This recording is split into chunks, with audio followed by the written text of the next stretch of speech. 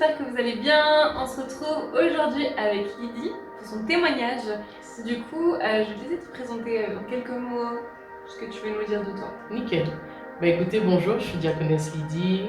Et déjà, premièrement, avant de me présenter, j'aimerais vraiment honorer mon ami dans la foi. Je sais que s'y attendait pas, mais c'est magnifique.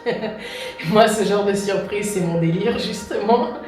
J'aimerais vraiment l'honorer parce que c'est quelqu'un qui m'a poussé à faire ce témoignage et qui a vraiment été là jusqu'aujourd'hui. Alléluia.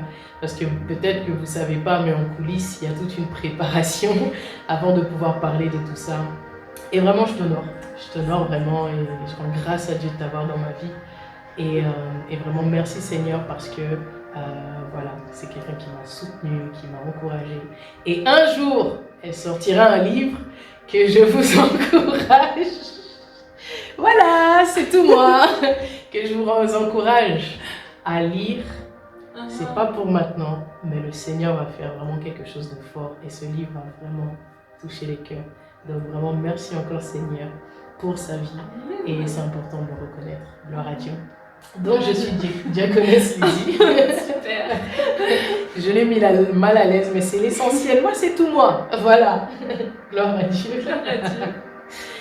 Et du coup, je fais partie de la famille en Christ, de l'église Jésus mon refuge Paris. Et je suis actuellement en Suisse pour gagner des âmes pour la gloire de Jésus-Christ, pour évangéliser. Peut-être que tu ne connais pas encore ce mot, mais pour évangéliser. Et vraiment, j'honore en ce lieu, à distance ou pas, mes autorités spirituelles, l'apôtre Séméas et le pasteur Amaya, qui sont pour moi un véritable soutien et je les aime véritablement. Voilà, simplement. Super. Trop bien. Du coup, le titre de ce témoignage, c'est « Il m'a aimé le premier ». Donc ce qu'on va faire, c'est que moi, je vais te laisser la parole. Ok. Et peut-être je vais t'interrompre quelque part pour poser des questions, mais vraiment, feel free. Ok, cool. Il m'a aimé le premier, oui, et vous allez comprendre pourquoi au fil du temps. Sachez que lors de ce témoignage, on va parler sans filtre. Parce que c'est un sujet qui est difficile à expliquer la plupart du temps. Quand dans les familles ça arrive, dans l'entourage ça arrive, on ne sait jamais exactement comment se positionner. Mais aujourd'hui, par la grâce de Dieu, on va parler vraiment sans filtre et on va dire des choses qu'il faut dire. Ok? Vraiment, vraiment, vraiment, il m'a aimé le premier. Je vais aller droit au but. Oui, j'ai grandi dans une famille chrétienne, mais j'aimerais vraiment faire un big up à ma mère biologique pour le coup, qui a été vraiment la personne qui a vraiment montré qui était Jésus. Parfois, elle le montrait d'une façon à elle, ok? Par exemple, avant, dans mon passé, je pouvais aller en boîte la veille, le lendemain, ma mère, 5 h du matin, elle chantait des adorations et elle chantait super bien. Hein? Voilà, donc je t'aime maman, merci beaucoup de nous avoir montré les voies de Dieu quand on était petits, parce que ça m'a vraiment aidé à comprendre beaucoup de choses dans le futur et d'avoir tout le temps, n'avoir jamais cessé de prier pour nous, de chanter, de parler en langue. Des fois c'était bizarre, vraiment on la regardait très bizarrement. Mais bien plus tard on a compris ces choses et vraiment merci encore. Donc voilà, j'ai grandi dans cette famille chrétienne, mais je ne connaissais pas Dieu du tout. Il faut savoir que pour moi c'était vraiment prier avant les repas, aller à l'église quand ça me chante. Et puis faire ma vie, je sortais de l'église, ça changeait strictement rien. Donc je partais et puis je faisais un peu ce que je voulais. Et c'est bien des années plus tard que j'ai vraiment eu une rencontre avec Dieu. Et on va apprendre à se découvrir au fil du temps et au fil de ce témoignage. Vraiment, mets-toi à l'aise parce qu'on va vraiment parler sans filtre. Prends-toi un café. Prends-toi un café, fais quelque chose, des chips. Voilà, mets sur pause 3 secondes. Mets sur pause 2 secondes. Prends tout ce que tu veux et reviens. C'est bon? Ok. Voilà. Donc voilà, globalement, c'est un peu ça la première présentation. Ok, super. Et du coup, qu'est-ce qui a... Tu dis que tu voulais aborder un thème sans tabou, sans filtre. Déjà pour commencer, c'est quoi ce thème? Très bien. Bah, le thème, c'est l'homosexualité. Et il m'a aimé le premier, comme j'ai dit, on va apprendre au fil du temps de quoi je parle et qu'est-ce que j'ai envie de dire. Et En fait, pour aller droit au but, j'ai eu écho qu'un Dieu existait. Voilà, quand j'étais petite, voilà, j'ai expérimenté des choses fortes dans ma vie. Et à l'âge de l'adolescence, donc à partir de mes 12 ans exactement, ce qui s'est passé, c'est que j'étais dans la voiture, en fait, j'habitais sur Paris, plus exactement dans le 94. J'étais sur Paris, et puis j'étais avec un membre de ma famille, j'ai pas forcément envie de citer qui. On était dans une voiture, et il y a une femme qui est passée, elle était dans une voiture, une jeune femme, moi j'étais jeune aussi, j'avais 12 ans comme je vous l'ai dit, et elle est passée, et en fait j'ai ressenti un truc à l'intérieur de moi, mon cœur s'est mis à s'accélérer. Sur le moment, j'ai pas compris ce qui s'est passé. Donc dès que cette journée est passée, bah après j'ai continué ma vie normale, mais j'avais eu ce premier départ là que j'ai pas compris ce qui s'est passé. Ok. Et je n'avais que 12 ans. Donc dès que ça m'est arrivé, je n'ai rien dit évidemment, parce que comme je vous dis, j'étais dans une famille chrétienne. Et donc non, on ne parle pas de ce genre de choses. Moi, j'étais avec quelqu'un avec qui je ne pouvais pas parler de ce genre de choses. Et donc voilà. Donc, je rentre ce soir-là, puis je ne sais pas si pour vous, mais moi j'ai connu les ordinateurs de maison. Voilà, donc moi j'avais un ordi à la maison, familial à tout le monde. Et dans cet ordinateur de maison, j'avais fait quelques recherches. Ok. Pourquoi on peut avoir une attirance, qu'est-ce qui se passe, etc. Et puis j'avais supprimé vite l'historique, parce qu'on ne sait jamais sur qui ça peut tomber. Et donc non, et donc j'avais pas eu spécialement de réponse, et d'ailleurs les réponses que j'avais eues au fil du temps, c'était vraiment des réponses très négatives, de la part de mon entourage, de la part des gens les plus proches de moi. Quand j'avais posé des questions, tourné les questions à ma manière, j'avais eu vraiment des réponses en mode t'es condamné, tu peux rien faire, machin. Okay. Donc on va dire de mes 12 à mes 15 ans, j'ai été dans ce mood-là de je suis condamnée. Après, j'ai pas plus calculé que ça. J'ai continué mes études comme normalement, et puis, mais j'avais quand même eu ce truc-là. Et j'ai remarqué aussi, de mes 12 à mes 15 ans, que c'était de plus en plus fréquent. Ok. Je marchais dans la rue. Donc c'est pas juste une fois, voilà. Mais c'est revenu. Ok. C'est revenu à plusieurs reprises, mais j'ai fait taire cela. Parce que, aux yeux de tout le monde, non en fait. Okay. Et donc, et ça m'a même conduit, malgré moi, à faire une tentative de suicide quand j'étais plus jeune. Pourquoi? Parce que aux yeux des gens, c'était mal. Aux yeux du Dieu que je connaissais à l'époque, le Dieu qu'on priait de temps en temps, ce fameux Dieu distributeur automatique, si je puis dire, parce que c'était réellement comme ça que je connaissais Dieu, j'étais condamnée en fait. Donc à quoi bon vivre si, quoi qu'il advienne, ta fin est tragique en fait. Donc j'avais eu à faire cette tentative de suicide un peu plus jeune. Et voilà donc... Donc là tu disais de tes 12 à 15 ans. Est-ce qu'à 15 ans il s'est passé un truc qui a été un tournant dans un sens ou dans l'autre? Oui. À partir de mes 15 ans, après toutes ces années, j'ai commencé à me dire écoute, de toute façon t'es condamné. De toute façon, quoi qu'il advienne, ta fin elle est tragique. Donc je suis rentrée à l'âge de mes 15 ans dans une forme de rébellion totale et dans une forme de maintenant, tu sais quoi, de toute façon je suis condamnée, donc je vais croquer la vie à pleines dents dans ce sens-là. Je vais découvrir vraiment ce qui est en train de m'arriver, je vais aller en profondeur dans tout ce qui est en train de m'arriver et je vais découvrir ce monde-là. Donc là j'ai commencé à faire des recherches encore plus approfondies et j'ai décidé à l'âge de 15 ans d'épouser cette identité-là. Parce que bien sûr, d'un côté de tout mon entourage, c'était condamnable, c'était ceci. Et puis sur internet, on disait non, ça peut arriver, alors du coup tu es lesbienne ou alors tu es peut-être bi, alors il faut apprendre à te découvrir, tout ça. Donc moi je suis rentrée dans ce monde-là. Et tu t'es dit jusqu'à la mort, je serai comme ça? Voilà. Ok, genre il n'y a aucun moyen qu'un jour ça change? Non. Et t'étais à l'aise? Au départ non, parce que j'avais quand même ce petit truc au fond de moi qui me disait mais bizarre quand même. Dans ton enfance on t'a pas dit que c'était comme ça. Mais comme j'étais condamnée, comme ce Dieu-là, ce fameux Dieu dont on parle, qui existe, qui nous aime tous, etc. Pour moi, non en fait. Donc à partir de ce moment-là, j'ai dit il n'y a pas d'issue, et moi je vais croquer la vie à pleines dents et je vais épouser cette identité.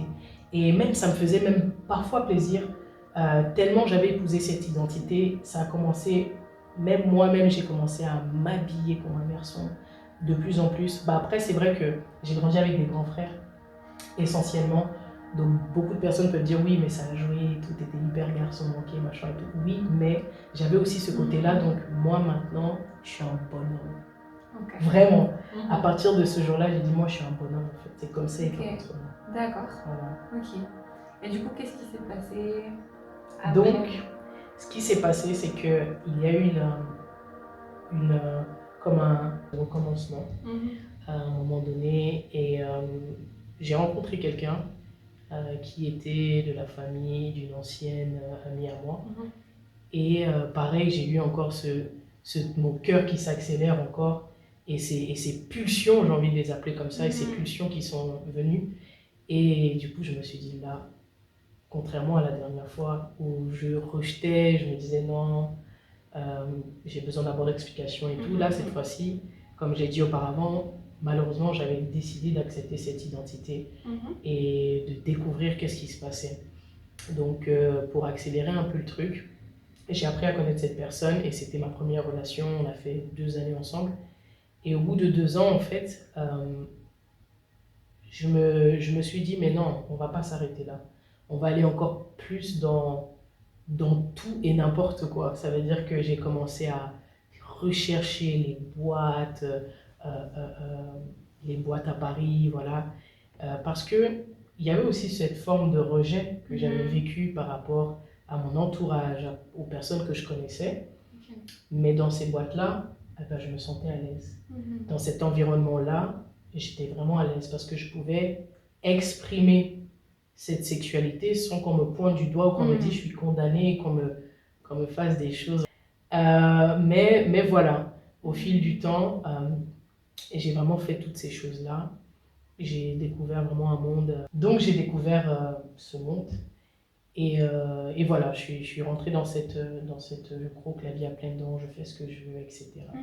Et pour accélérer un peu le truc, c'est qu'à un moment donné, j'ai dû m'expatrier et arriver en Suisse. Et en arrivant en Suisse, en fait, j'habitais à la frontière, à Annemasse, plus précisément. Et contrairement à toutes les fois et tout ce que j'ai pu vivre avant, j'avais décidé, en fait, quelque part, quand je vivais ces choses, je me disais que non, ouais, je vais finir ma vie avec une fille, mais mollo, on va quand même pas se marier avec une femme ou des trucs comme ça, avoir des enfants, toutes ces choses. Donc j'étais vraiment, je mentais comme pas possible, je profitais des personnes et vraiment, c'était pas moi, c'était pas ma personne, c'était juste une forme de rébellion, une forme de tristesse que je déversais en fait sur les autres et je faisais ce que je voulais, quand je voulais, à quelle heure je voulais. Mais là, quand je venais d'arriver à Annemasse, j'ai décidé en fait de passer un autre cap encore. Donc j'ai rencontré quelqu'un avec qui j'étais amie de base, une fille. Et là, j'ai commencé à décider de dire, tiens, je vais vraiment la marier en fait. Je vais vraiment avoir des enfants avec. Je vais vraiment finir définitivement. Là, j'avais vraiment profondément accepté l'idée que j'allais finir avec une femme en fait, tout simplement. Et lorsque j'ai décidé de faire ça et entreprendre en fait des démarches par rapport à ça, ma vie a dégringolé. Quand je dis dégringoler, c'est pas du tout une blague. Côté professionnel, j'ai perdu mon emploi. J'ai commencé à rentrer dans la drogue, j'ai commencé à moi-même être quelqu'un qui traînait tout le temps, qui fumait tout le temps, qui laisse tomber. Ma vie a complètement basculé à partir de ce choix-là, véritablement. Et donc, je me suis retrouvée donc, à la rue. Je me suis retrouvée à la rue. Et après la rue, en fait, il y a une amie à cette personne, enfin, à l'ex-copine avec qui j'étais, qui a décidé de nous recueillir chez elle. Mais chez elle, c'était terrible. C'était vraiment, vraiment terriblement sale. Ma famille avait très peu de nouvelles de moi. Et je me suis retrouvée en fait à être hébergée, à vivre par terre et des fois même dormir dans des cages d'escalier et tout. Mais j'étais très déterminée à continuer dans ce choix que j'avais fait. Est-ce que tu voyais un lien entre ce choix que tu avais fait et ta situation de vie qui était un faux? Véritablement, Pas dans l'immédiat. Ok. Pas dans l'immédiat. Pour moi, c'était juste... voilà, j'ai fait... Pas spécialement. Ok. Pas spécialement. Puis au final, j'ai eu... Moi, je sais qu'à un moment donné, il s'est passé un truc. C'est que la cousine de la personne qui nous hébergeait, la cousine ou une connaissance à elle, je ne sais plus exactement, a décidé en fait, faut savoir en fait que j'étais complètement en dépression, j'avais maigri, j'avais la peau sur les os, j'étais vraiment terriblement, profondément triste et dépressive à cette époque-là, avec tout ce qui m'était arrivé et tout. Et puis sa fameuse amie ou connaissance ou cousine a décidé en fait un jour de venir, de débarquer là où j'étais hébergée et de me remettre absolument un bonbon, enfin un chocolat en papillon. Et dans ce chocolat en papillon, en fait, elle est arrivée, elle m'a dit, tiens, toi, ça c'est pour toi. Et j'ai dit, comment ça c'est pour moi? Laisse-moi tranquille avec tes histoires. Ok. Si, non, en fait, je vais t'expliquer, tu vas le prendre, tu vas manger ce chocolat et surtout, tu vas lire ce qu'il y a dedans parce que moi, j'ai pas arrêté mes voyages parce que c'était une personne qui voyageait en camionnette, etc. J'ai pas arrêté tout ça pour pas que tu prennes ça. Tu prends ça et tu vas... Moi, elle m'avait fait peur un peu parce qu'elle était vraiment... Ah ouais, déterminée. Déterminée, imposante, tout ce que tu veux. Et donc, j'ai dit, ah, vas-y, ok, donne-le-moi, il n'y a pas de problème. Et tout. Puis j'ai pris. Puis je suis allée un peu dans la salle de bain, j'ai ouvert le truc, j'ai mangé le chocolat. Mais il faut savoir qu'en fait, la veille de ça, j'avais décidé de tout arrêter, véritablement, de mettre fin à ma vie, mais de ne pas partir toute seule. Ouais, véritablement, j'avais construit tout un plan vraiment terrible dans lequel je me suis dit, écoute, moi, ma vie, elle n'a plus de sens. Il n'y a pas d'issue de secours. J'ai fait des plans, mais j'ai l'impression que tout part en vrille. Je suis là dans un endroit qui est terrible. Et donc, moi, j'ai décidé de foutre le feu là où j'étais et d'embarquer tout le monde. Donc, j'ai préparé tout le nécessaire ce jour-là. Et je me souviens qu'avant parce que j'ai été frappée d'un sommeil ce jour-là, d'un sommeil terrible. J'ai tout préparé le plan et tout. Et puis, d'un coup, j'ai été frappée d'un sommeil terrible. Mais avant d'être frappée d'un sommeil terrible, donc la veille du jour, la fameuse copine ou connaissance ou cousine, je ne sais pas qui elle était, est venue, cette inconnue en tout cas est venue. Ben, la veille, j'avais préparé ce plan et j'allais mettre fin à ma vie. Mais avant de finir ça, j'ai dit, écoute, s'il y a un Dieu qui existe, eh ben, tu vas me sortir de là. Je me rappelle, j'étais face à une fenêtre, je pleurais, je fumais joint à la main, oui, joint à la main, je le précise exactement, exprès. Et j'avais dit, voilà, si tu existes, fais quelque chose. J'avais pris la Bible ce jour-là, j'avais essayé de lire, je ne comprenais rien, absolument rien. Et bien après, j'ai même compris pourquoi. Parce qu'on ne peut pas comprendre la Bible tant que Dieu n'a pas ôté le voile. C'est écrit vraiment dans 2 Corinthiens. Donc Dieu a besoin d'ôter le voile pour que tu puisses comprendre la Bible. Et donc là, tu dis que là, tu as parlé que okay, s'il y a un Dieu qui existe quelque part, il faut qu'il fasse quelque chose. Mais est-ce que durant un petit peu cette descente aux enfers, est-ce que parfois tu repensais à ton enfance ou à ta mère qui chantait ses chants ou peut-être aux prières ou quoi? Est-ce que tu y pensais de temps en temps ou c'était totalement off de ta mémoire? Oui, j'y pensais. D'ailleurs, il faut savoir que même avec les anciennes connaissances que j'ai pu avoir, fréquentées et tout, bah voilà, j'avais ce Dieu distributeur à qui je pouvais parler de temps en temps. Donc tu t'allais comme un distributeur, ok, j'ai besoin de lui, il est là dans un coin. Voilà. Je veux pas qu'il s'intéresse plus à moi, mais je veux juste aller chercher ce que j'ai besoin. Mais du coup, il existe. Enfin, il y a quand même cette croyance que Dieu existait. Okay. Il existe, il est quelque part, mais en tout cas, moi, je ne sors pas de l'homosexualité, je ne sors pas de ça, il ne faut pas me sortir de là, moi, je ne veux pas, c'est tout, c'est comme ça et pas autrement. Donc voilà. Puis la veille et tout, je décide de préparer tout ce plan et tout ce qui s'ensuit. Puis avant, je pleure et je m'endors. J'ai été frappée d'un sommeil que vous imaginez même pas ce jour-là. Et je me réveille le lendemain et la fameuse cousine, connaissance, personne qu'on ne connaît pas, arrive avec ce fameux chocolat. D'ailleurs, si vous retrouvez un chocolat comme ça avec des versets bibliques dedans, faites-le moi savoir parce que j'ai jamais de ma vie retrouvé un chocolat avec des versets bibliques dedans. Et donc elle me donne cela. Je pars dans la salle de bain, je le mange, je l'ouvre. Et quand je l'ouvre, il y a un verset biblique dedans.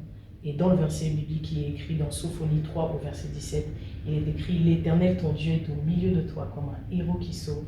Il fera de toi sa plus grande joie, il gardera le silence dans son amour, il aura pour toi des transports d'allégresse. Wow. Je vous assure qu'à partir du moment où j'ai reçu ça, c'était une réponse claire pour moi de la part de Dieu. Ok. Véritablement. Wow. Ça a fait un boom dans mon cœur, ça a comme shifté ma compréhension et tout ce qui s'ensuit par rapport à Dieu. Non, c'est pas un Dieu qui s'en fout de nous. Non, c'est pas un Dieu qui condamne en fait, parce que s'il m'avait condamné, ben, je serais déjà morte la veille. Wow. Et puis ça devait être même lui, à mon avis, qui m'a frappé d'endormissement, de sommeil wow. profond jusqu'à ce qu'il me donne sa Ouais. réponse. À partir de ce moment-là, j'étais convaincue que non seulement Dieu n'est pas juste un distributeur ou quelqu'un qu'on prie de temps en temps, mais qu'il nous aime véritablement au-delà de ce qu'on peut faire. Ok. Voilà, Et donc tu dis ça a provoqué un shift, tu l'as reçu comme une réponse de Dieu à ta prière. c'est ça. Mais du coup, concrètement, Mhm. comment est-ce que ça a changé dans ta vie? À partir du moment où j'ai reçu cette réponse, croyez-le ou pas, ceux qui vont voir cette vidéo, j'entendais audiblement la voix de Dieu. Ça veut dire qu'il a commencé à être un conseiller pour moi. Wow. Il a commencé à me donner des conseils que je n'écoutais pas forcément au début. Il me dit ne pars pas là-bas. Je partais dans les lieux qu'il me disait de ne pas aller. À chaque fois qu'il me disait de ne pas partir là-bas, qu'il va m'arriver un truc, il m'arrivait un truc terrible. Une fois, un monsieur a pointé une arme sur moi et il a dit non, je rigole en fait. Et puis il partait. Un peu une blague. Et vraiment. Hein? Et une autre fois encore, j'ai cru que j'allais finir en prison. C'était fini pour moi. J'étais dans un lieu où j'avais de la drogue sur moi. Et il m'avait dit aussi de ne pas partir là-bas, et puis j'avais pas écouté. Puis je regarde par la fenêtre, les flics avaient complètement encadré les lieux. Et voilà, pour moi, ça y est, c'est bon, direction la prison. Tu te trouves dans un endroit qu'il faut pas, avec de la drogue sur toi, avec Ouais, des c'est codes. fini, hein. Tout le monde se droguait dans cet endroit, se piquait, se droguait, et tout ce qui s'en suivait. Et je parle même pas de la prostitution qu'il y avait dans ce bâtiment-là à l'époque. Et donc pour moi, c'était fini. Mais ce jour-là, je me rappelle avoir dit encore à Dieu, voilà, je sais que sûrement tu existes, donc, mais sors-moi de là, t'inquiète, je vais écouter ce que tu dis parce que je crois que c'est vraiment toi qui parles. Et évidemment que je n'ai pas écouté par la suite, mais au fil du temps, j'entendais véritablement sa voix et j'ai décidé, après plusieurs tentatives de sa part, parce qu'il parlait audiblement, sa voix était la mienne, mais remplie de douceur et d'autorité. Mais tu la reconnaissais comme étant la voix de Dieu? Bien des années après, j'ai compris que c'était Ok. la voix de Dieu. Pourquoi? Parce que dans la Bible, des fois, il utilisait des versets de la Bible que je ne connaissais pas, parce Ok. que je ne lisais pas ma Bible du tout à Ouais. l'époque. Mais par exemple, le monsieur qui a pointé une arme sur moi, il me dit, mais choisis la vie en fait. Tu choisis la mort ou la vie en fait? Parce qu'il faut choisir la vie. Non, je rigole. Et puis il partait.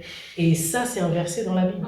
Et plusieurs choses comme ça, j'ai reconnu en fait que tout ce qu'il me disait était marqué dans la Bible en vérité. Wow. Donc ça ne pouvait être que la voix de Dieu. Mais moi, je ne lisais pas la Bible Oh. en fait. Donc je ne pouvais pas reconnaître à Ok. l'instant que c'était la voix de Dieu. Mais j'ai décidé de suivre cette fameuse voix-là qui parlait à mon cœur, qui parlait, qui me disait des choses bien en fait au final. D'accord. Et il y a eu un moment donné, et j'essaye d'accélérer un peu, il y a eu un moment donné où il y a eu plein d'expériences. Et puis un jour, j'étais fatiguée, j'étais encore épuisée en fait de toutes ces choses. Je commençais à obéir, donc je commençais à avoir des changements. Je commençais à lire régulièrement la Bible, malgré qu'il y avait toujours ce joint et ces fréquentations autour de moi. Et puis un jour, j'entends la voix audiblement de Dieu qui me dit, je me rappelle, j'étais par terre sur un matelas, et il me dit, dans 2 semaines, jour pour jour, je te retire de là. Et je me dis, Ah waouh, ok. D'accord, ok. Donc je note quand même secrètement la date du jour sur un Nokia 3310 parce que j'avais pas de téléphone terrible à l'époque. Et je note là-dessus. Et puis quelques jours après, ma grande soeur m'appelle. Écoute, je te prends ton billet, viens. Et 2 semaines jour après jour, je suis partie de l'endroit où j'étais. Je suis arrivée aux États-Unis. Et à partir de là, tout s'est enclenché. J'ai véritablement cherché Dieu. J'ai commencé à prier plus régulièrement, lire ma Bible plus régulièrement. Et comme par hasard, entre parenthèses, j'ai commencé à comprendre la Bible. Parce qu'avant, pour moi, c'était des histoires vraiment incompréhensibles. Je ne comprends pas cette affaire. Et aussi, il faut savoir que je fumais terriblement à l'époque. Mais quand j'ai pris l'avion, dès que j'ai atterri... Mais donc pas que des cigarettes, des joints, de tout ce que tu trouvais. Hein. Ouais, vraiment. Ok. Véritablement, c'était terrible. Mais dès que j'ai atterri aux États-Unis, j'ai eu un dégoût total par rapport à ça. Et vraiment, pour être même plus franche encore, j'avais retesté, mais dégueulasse. C'était dégueulasse, vraiment. Faut voir, j'avais retesté parce que je me disais, c'est pas possible. Je fumais du lundi au lundi et là, genre, j'ai pris l'avion maintenant. J'ai essayé même de rouler, j'arrivais plus à rouler. Vraiment, et là, j'essaye et comment j'ai pu faire ça dans ma vie? Et c'était terrible. C'était terrible. Incroyable. Donc vraiment, et puis après, même j'avais testé, réessayé certaines choses. Mais c'est comme s'il bloquait tout ce que j'essayais de faire. Même aux États-Unis, j'essayais de me dire, bon, je suis aux États-Unis, ça y est, je suis célibataire, tout ça. J'avais encore la chair qui parlait beaucoup, j'avais beaucoup les désirs encore qui parlaient. Mais à chaque fois que j'essayais quelque chose, les plans avaient échoué totalement. Et c'était vraiment fort. Donc à partir de là, c'est comme si j'ai été vraiment prise et mise à part totalement.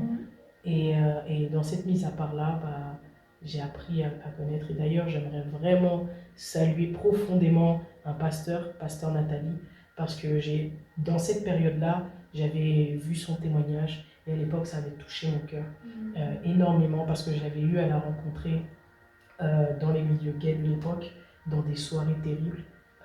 Et là, d'un coup, elle parlait de ce Jésus et que Jésus avait fait ceci ou cela. Et ça avait vraiment, je me rappelle ce jour-là, j'avais pleuré tellement profondément, tellement j'avais été touchée.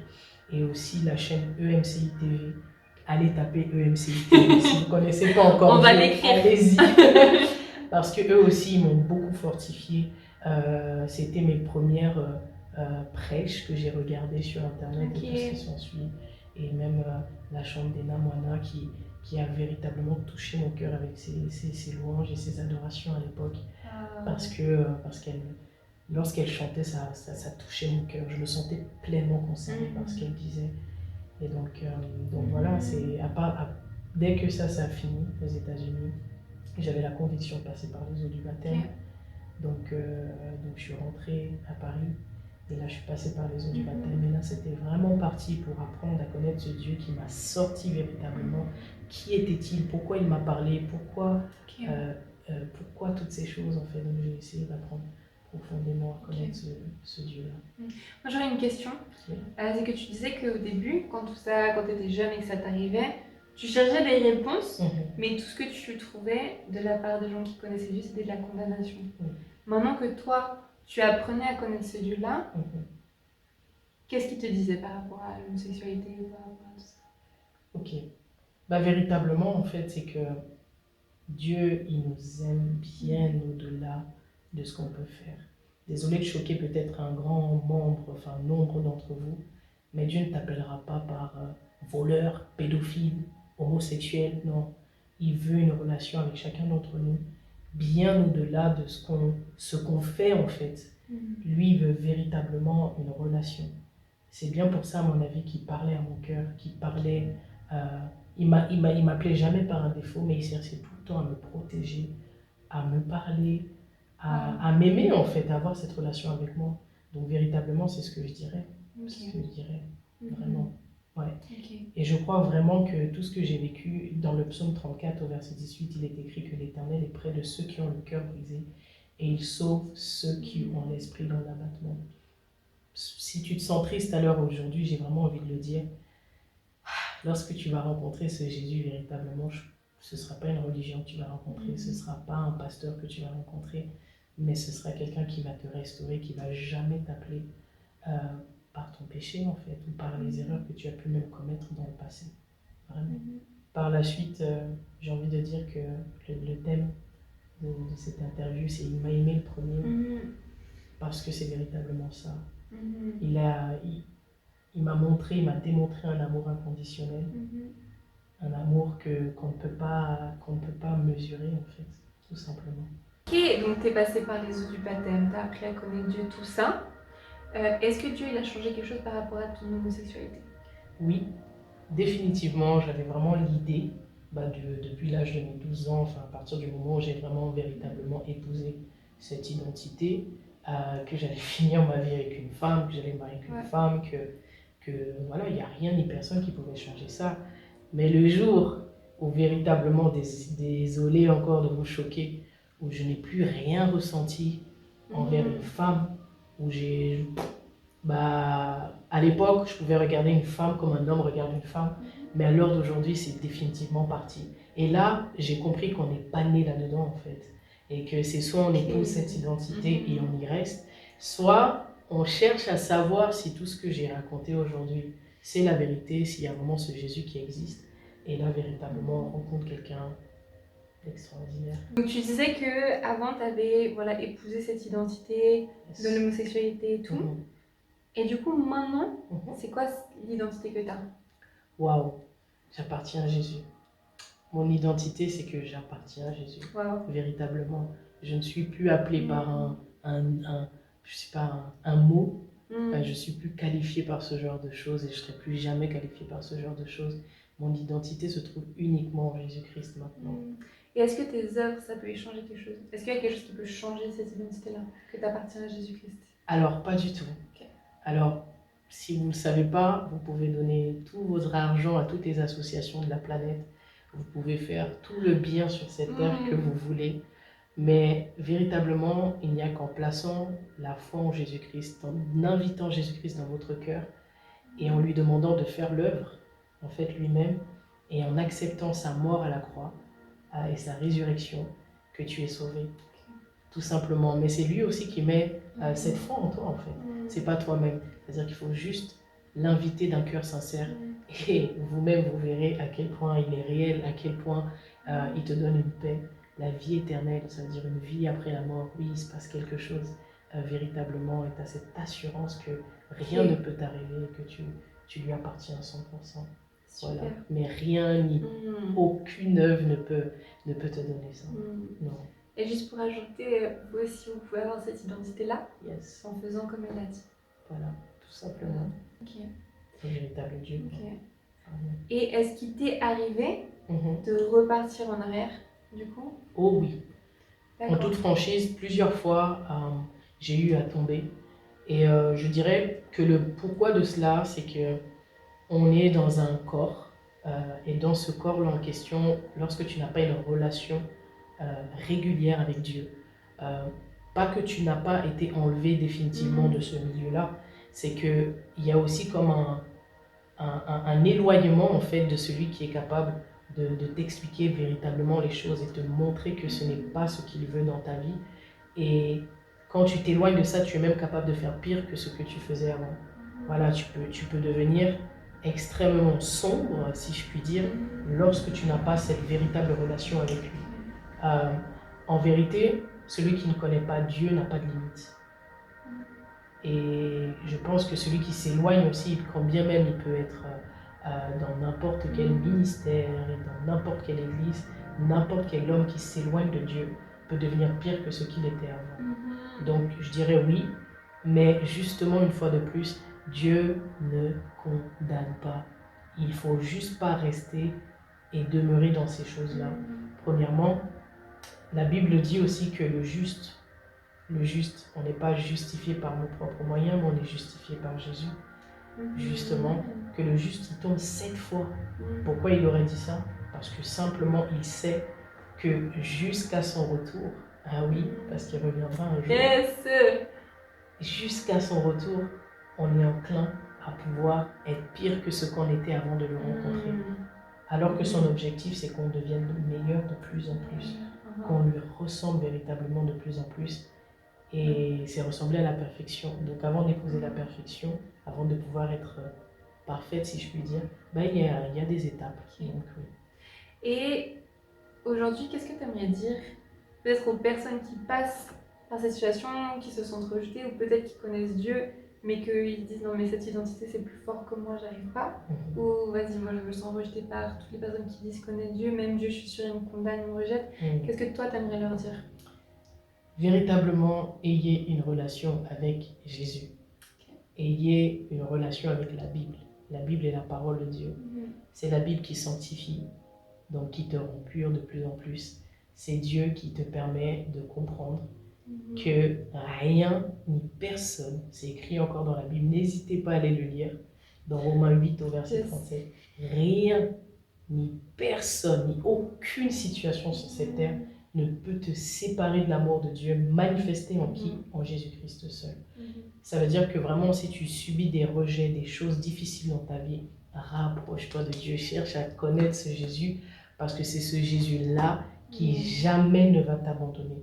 Ah, tu veux un scoop? Ta famille peut t'abandonner, ton mari peut t'abandonner, ta femme peut t'abandonner, tes enfants peuvent t'abandonner, ton meilleur ami peut t'abandonner à tout moment.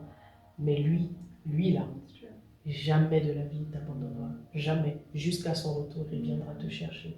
Et qu'est-ce qui t'a aidé, en connaissant Dieu, qu'est-ce qui t'a aidé à tenir debout ou à résister peut-être aux tentations ou aux luttes à l'intérieur que tu disais que voilà, que tant qu'on est dans ce corps, on a des tentations, des luttes et tout. Qu'est-ce qui t'a aidé à tenir ferme? Eh ben, c'est exactement la même réponse qu'avant. C'est le fait d'avoir une relation avec Dieu, de parler régulièrement à Dieu, d'avoir un échange avec lui, de lire la Bible.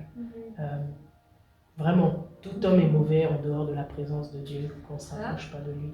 Mais une fois que vous l'avez goûté, vous avez envie d'être encore plus proche de lui, parce que il y a aussi cette chose dont j'aimerais parler. Il y a une paix qui vient t'inonder quand tu connais Dieu. Tu n'as plus peur de la mort, parce que tu sais en qui tu crois. Tu n'as plus peur de tout ce qui est Covid et tout leur tralala, parce que tu sais ta fin. Ta fin est auprès de lui. Ta fin est avec lui, quoi qu'il advienne.